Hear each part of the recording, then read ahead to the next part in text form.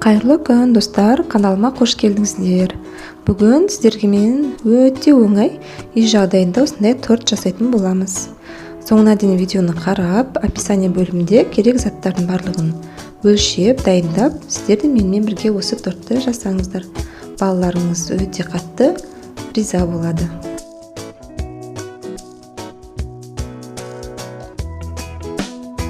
Ең алдымен осы тортымыздың бисквитін дайындаймыз. Ол үшін ыдысымызға 3 жұмыртқаны жарып, жақсылап миксермен шайқап аламыз.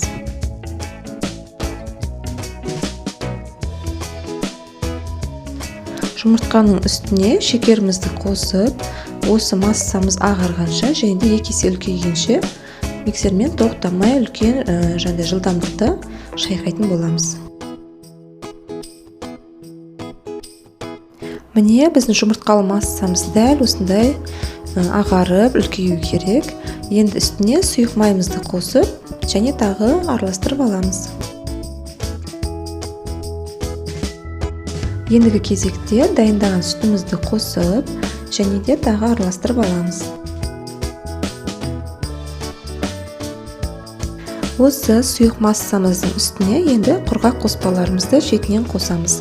Бұл жерде електен өткен ұн, какао ұнтағы және де қопсытқыш шөуін қосып, осылай миксермен бірінші шашылып кетпес үшін жай ғана миксерді қоспай араластырамыз.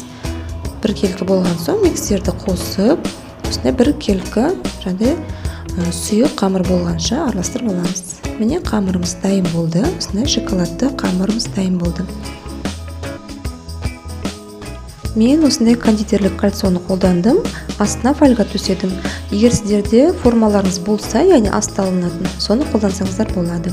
22 диаметрлік формаға осылай құйып қамырымызды 180 градуста шамамен 30-40 минут арасында пісіріп аласыздар. Оның піскендігін құрғақ таяқшамен тексерсеңіздер болады. Міне біздің бисквитіміз дайын болды. Төбесі осылай көтеріледі, одан қорықпаңыздар.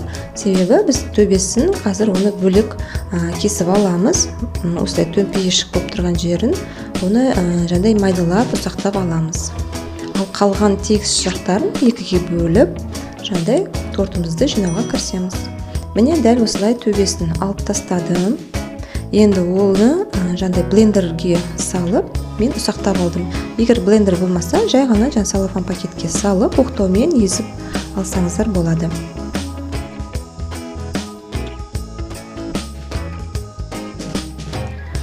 Ал мына бисквитімізді енді ортасынан теңдей етіп екі бөлікке бөліп аламыз. Сонда бізде екі корж шығады.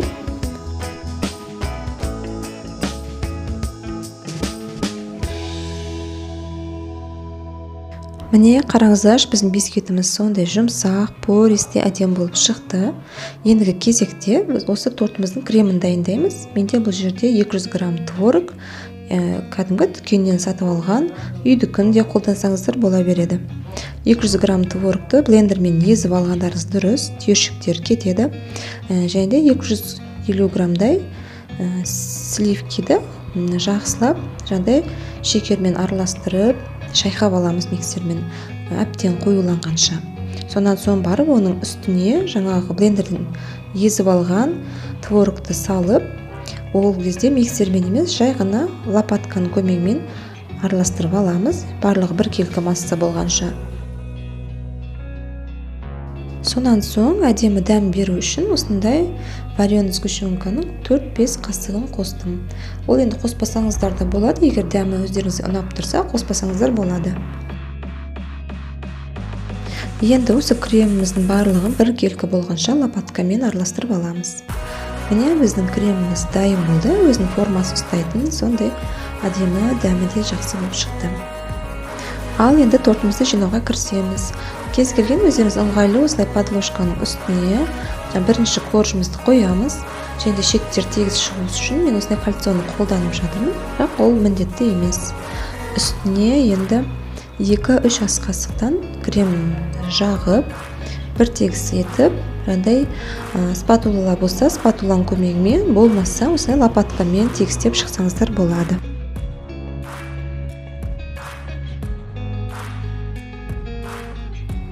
Енді келесі коржды қоямыз. Оның үстіне крем жақпаймыз.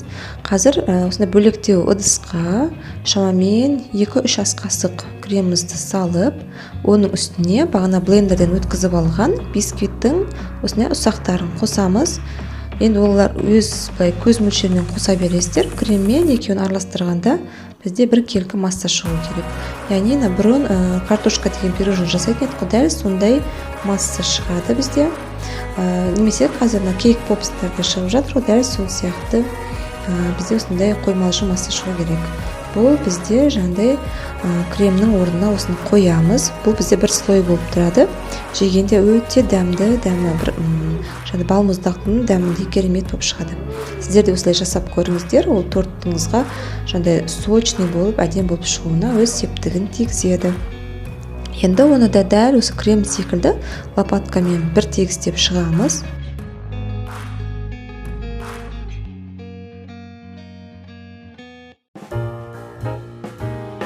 Бізде кішкене ғана крем қалды. Сол кремнен енді осындай кондитерлік қапшыққа барлық кремімізді құйып, жаңағы тортымыздың бетіне әдемі узорлар жасап аламыз. Ол өз қалауларыңызша кез келген немесе бас жағына насадка қойып, гүл қылып істесеңіздер де өз еркілеріңіз.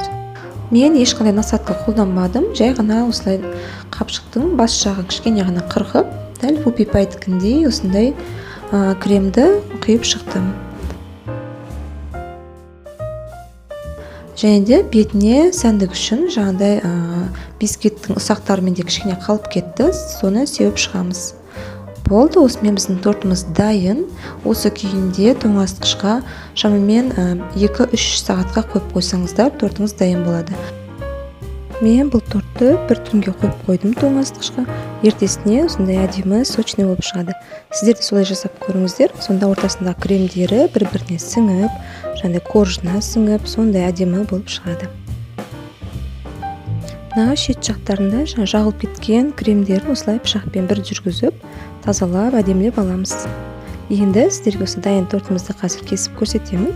Дәмін бірге көретін боламыз. Тортымыздың сондай нәзік, жұмсақ болғандығы видеода тортымыздың кесілгеннен ақ байқалып тұр деп ойлаймын. Ортасында слойының өзі қандай әдемі крем, және де бағана дайындаған креммен жаңағыдай ұнтақтың араласқан жері де өте дәмді болып шыққан.